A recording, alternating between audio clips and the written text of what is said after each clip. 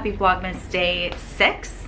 I did a little bit of writing this morning. I of course edited and uploaded Tyler's birthday vlog from yesterday, so that's up if you want to check that out. And then I went to a berries class, so that's kind of when I started filming a little bit. And wasn't planning on going to the grocery store today, but just food runs out so fast.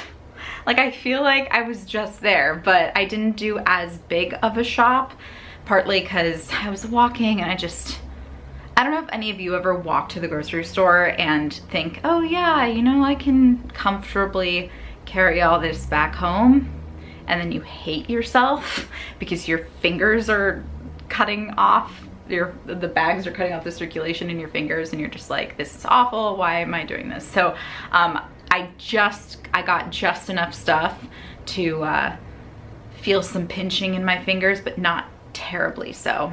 But anyway, there's that. I figured though I could talk a little bit about why I decided to end my vegetarianism. So I'll kind of talk about that a little bit as I'm putting stuff away here.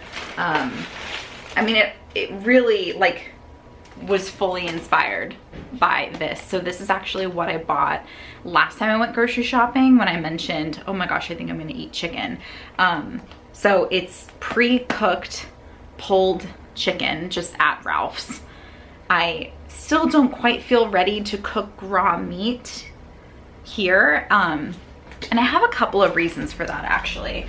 The first one is kind of just like a practical reason. I don't have a dishwasher, and I'm a little worried about like raw meat touching any sort of dish that isn't gonna go directly in the oven or something like that, because I don't trust my hand washing to truly be able to clean up like whatever bacteria or whatever is on raw meat. So that's one reason. And the other, just like, because I haven't handled raw meat, and for so long I have really been thinking of meat as like, this was a living thing, this was an animal. So I get a little bit uncomfortable thinking about handling the tissue, like the deceased tissue of animals. But if I would put a percentage on that in terms of my discomfort with having raw meat in the house, it's like 20%. It's not huge, but it's there. So anyway, I was out of white rice, and I just kind of wanted to talk a little bit about white rice. Let's do it. Diet culture taught me that brown rice is better than white rice, and like, it might be true, but I watch a lot of Abby's Kitchen, and she says that ultimately, like, have what you want. I mean, she says that about a lot of things. I store my rice in a little ball jar, so I'm gonna take this out, set it aside, and then fill it with the fresh rice. In terms of like nutritional benefit of white rice over brown rice or vice versa, it's pretty negligible. And I don't know, I think I just like, I like white rice more. I don't know. So I got white rice. Also, something I have in my pantry, not all the time, it's actually just left over from when Tyler used to buy my groceries when I was super busy, and then I told him, please stop doing that because I have time to buy my groceries now. You can actually tell, maybe you can't, how dusty the top is. That's how long it's been here. You can't really tell. Anyway, but it's an Indian inspired tikka masala simmer sauce, and I saw this morning, and I'm thinking, put the chicken in here and then serve it over some white rice. That sounds good. That sounds good to me. Yeah, I'm just trying to do some things differently. And that's another reason actually why I did decide to end my vegetarianism. I'm very bored with food. I I'm just really bored with the same things I've been eating, which I don't know. And I know if you are vegetarian or vegan or whatever, there are so many options. This is not a problem with vegetarianism or veganism or whatever. It's a me problem. I just, every time I try to get inspired with vegetarian options that are different than what I always eat, I don't know, I just seem to hit a wall. I don't know what happens. I don't know what's wrong with me. But I'm bored. I'm bored with what I've been eating. So, ooh, maybe that didn't work. Do you hear that? There's rice falling to the ground. It's fine. We're okay. It's okay. Here we go. All right, got most of the old stuff back in there. And then there's still a little bit of new at the bottom, but I'll tie it off. I am bored, so I'm just trying to get inspired with more foods. And by adding meat back into my diet, it just like opens up a whole world of possibilities. So there's that. The other reason, another reason, because I feel like there are a few more. So I haven't been talking about it as much this past year, but I definitely talked about it a lot more in 2021. I struggle with disordered eating. I struggle a lot with body image, body dysmorphia. Like it's not great, and it's been a lot more difficult this year. It just, the thoughts have been stronger, harder to push away. The behaviors, some of them have gotten worse, but I won't go into detail there. It is very easy for my brain to tell me, you are not allowed to have a certain thing to eat. You are not allowed to eat this thing. Like, I already do that with a lot of things. Or if I do challenge those thoughts and eat the thing, it's extra hard then to challenge the guilt that comes with it. So I guess I'm sort of tired of feeling guilty about eating certain foods, because it happens every single day, almost every single meal. And I'm really tired of it. So I was watching a video on Philosophy Tube. This is a recent discovery for me. And she was talking about how she's not a vegetarian because she cannot justify restricting food based on some like moral reason, because ultimately it's not good for her mental health. And that really struck me and resonated with me and helped influence my decision to start eating meat again, because I'm an animal too. And I need to take care of myself too, and I need to feel good, and I need, you know, like, I need to show myself love, and restricting food for the reason, like reasons based on prioritizing like other animals that aren't me over myself. I don't know. I mean, there's nothing wrong with that, but because I also struggle so much with my mental health when it comes to food, it just seems a little unbalanced. I don't know if I'm explaining this as clearly and eloquently as I hoped to, but hopefully I'm making sense, because that's a huge part of it. Is I'm just tired of denying myself things, and I'm gonna keep denying myself things. I'm still working on some stuff, okay? Not gonna lie, like it's tough. I'm still struggling a lot with that. But if I can add back in some things that, what I call, so Tyler and I call her Edie. We sort of have externalized the disorder, very narrative therapy, by the way, and we call her Edie. So things that Edie says, I can eat some of the things that she might be like, that's not unhealthy. You just weren't eating it because, you know, I sort of like made it easy for you to restrict a whole food group. But it's not because I think it's unhealthy. It's because you're set up in a way that you just want to restrict yourself things and you want to have control over things. So Edie's not screaming at me for eating chicken. It's Heather who has like used some of the attributes that are similar to Edie, like control, guilt, restriction, whatever, to deny herself a whole food group. Again, I don't know if that's making sense. We'll see. But yeah, so it's actually been very easy to start eating meat again because I guess I wasn't restricting it. I know I wasn't restricting it thinking like that's bad for me. In a sense, like there's some foods that I still might be like, I don't know if I feel I can eat that because Edie's telling me not to. And that might be a type of meat. But so far that hasn't happened. Maybe the bacon on the pizza, but already Edie was screaming at me about eating pizza at all. So it didn't have to do with the bacon on the pizza. It's the pizza. That was the problem. So yeah, that's another reason. And I'll keep going with more reasons, but just to keep going with my groceries, I was out of oatmeal, or almost out of oatmeal. I think I have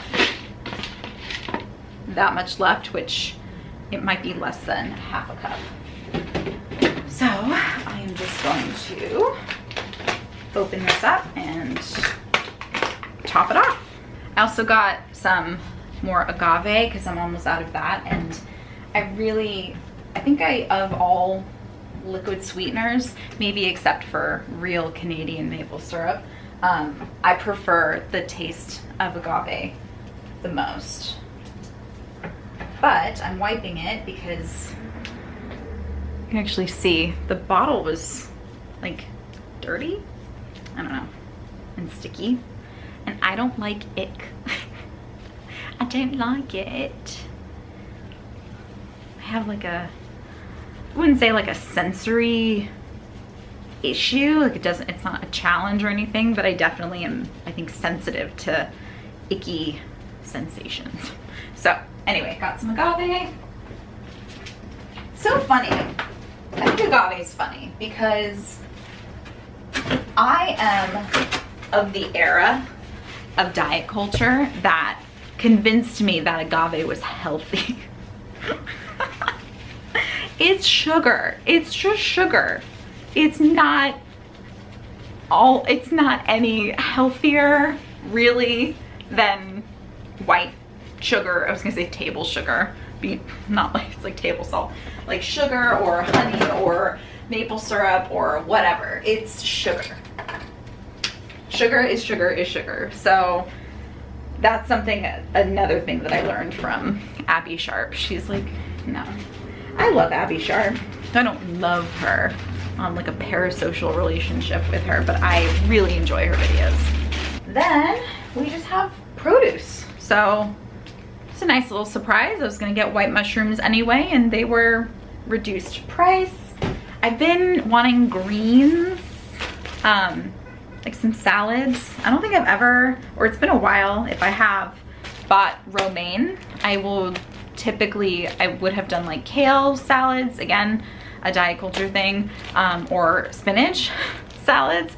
I like kale salads, don't get me wrong, but romaine is like, in my mind, pretty underrated. I have underrated it. I don't think society has underrated it. I've underrated romaine, and I just was like, I want salads, but I don't want kale salads, and I don't want spinach salads. I want romaine salads. So got some romaine lettuce. I have not been buying avocados lately, and part of that is an Edie thing, even though avocados are like healthy, sanctioned type foods, but Edie's been really loud, and even like she's like attacking avocados, so that's part of it. Also, lately the avocados that I have been bringing into this apartment have been shite. It's been so frustrating. So I'm like, and they're expensive. Like, I'm not gonna buy avocados if they're crappy. So I'm giving this avocado a chance. You better ripen up beautifully, Miss Princess. I just gendered this avocado. But yeah, because I miss avocado. I miss it. I want avocado in my romaine salad. So there we go. And then the very last thing, just some green apples, because I'm a Granny Smith girl. I don't know about you. I don't know about you. I'm feeling 22. What's your favorite apple? I just got a sense of deja vu. I feel like I have asked the vlog what their favorite apple is before. I wonder if I were to go back and watch every single Vlogmas that I've done, at least once, past Heather will have said, I like green apples. What kind of apples do you like? Comment down below. I feel like it's happened. It's had to have happened. Okay. Anyway, and then the final reason that I can think of for ending my vegetarianism, which again, this is not an attack on vegetarianism or veganism or anything like that. This is a me problem, not that type of diet problem. I feel I'm not getting enough protein. Refer back to like the 2 sentences that I just said before. This is a me problem, and just a lack of creativity problem, lack of preparation problem, maybe a laziness problem. I don't know. But to me, an easy way of increasing my protein intake is to start eating meat again. It's just, I don't have to think too hard about it. It just is what it is. And when I started having that chicken, and I was literally, so I guess this was just a few days ago, was eating that pulled chicken from that plastic container and just like, oh yeah. And it's not a taste thing. I really didn't miss the taste of meat. I might correct that because I would have like Beyond Meat. And I think I mentioned this when we went to December nights, that Beyond Meat or meat substitutes basically have come so far to taste truly, and now I have gone to the extremes. So to not have meat and only be having the Beyond Meat and then just have that so fresh in my mind and then have an actual brat, there was hardly a difference. I think if I could put them side by side, I could tell the difference. But the essence of it, like what I liked personally about meat, was so satisfied with the meat alternatives. So there's that. The texture of chicken was not really replicated as much, or even like the flavor of it, but there was a sort of chicken essence that would be in the chicken alternatives, so that satisfied me. But having this chicken, it was a different experience. It was like maybe it was the fat, like the natural fats in it or something. There's something about it that just really hit the spot. I'm like, okay, all right, this feels good. I think my body is gonna prefer to have real chicken over like a meat substitute chicken.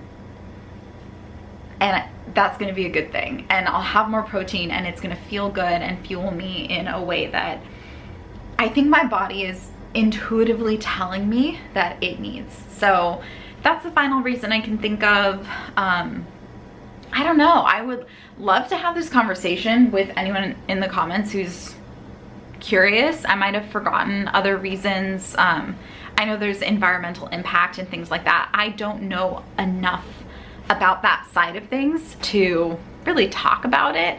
And by eating meat again, I know that it's not gonna be, I eat meat every single day, or every meal of a day. It's like, it's just not off the table anymore.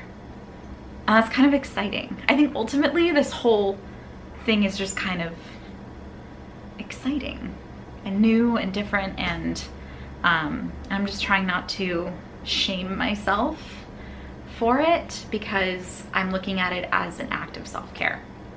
So anyway, all right. Because I talked about this so much, I'm not gonna film too much more of the day.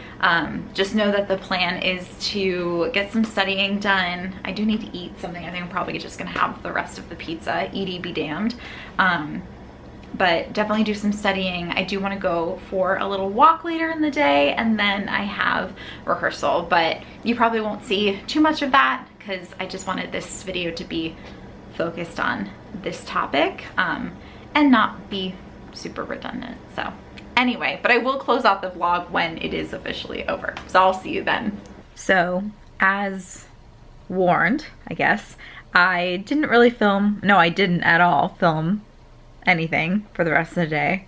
Oh no, I did get one shot of my Advent chocolate. Yeah, so I hope that's okay. It was a kind of different focus of Vlogmas than I normally do. Normally I just try to film everything that I'm doing, but right now things are kind of the same for a lot of days, especially in the weeks leading up to my comp exam. It's just been writing and studying and I guess exercise. The only thing that I didn't do today that I had planned was going for a walk, but after my study session, I just, knowing I had rehearsal, I think too, I just wanted to veg out and not do anything, so I didn't. And then yeah, we had rehearsal. Oh my gosh. Just crying, just bawling. I didn't completely lose it like I did last night, but this time tears were fully streaming down my face while Danny was doing her monologue. But I think that was good though. I think that it came actually out, helped me be able to get out my next line. But yeah, ugh. This is just gonna be such a good show. I haven't been this excited for a show in a while. It's just something really special. Anyway, yeah, that's it. I hope you enjoyed today. If you did, let me know with a thumbs up. And as always, please engage in the comments. I love to see it. It makes me so happy. Any thoughts you have, whatever, questions, I try to respond to everybody. So yeah. Happy Vlogmas Day 6, everyone, and I will see you tomorrow for Vlogmas Day 7. Oh my gosh, we're already a week in. Ah! See you tomorrow.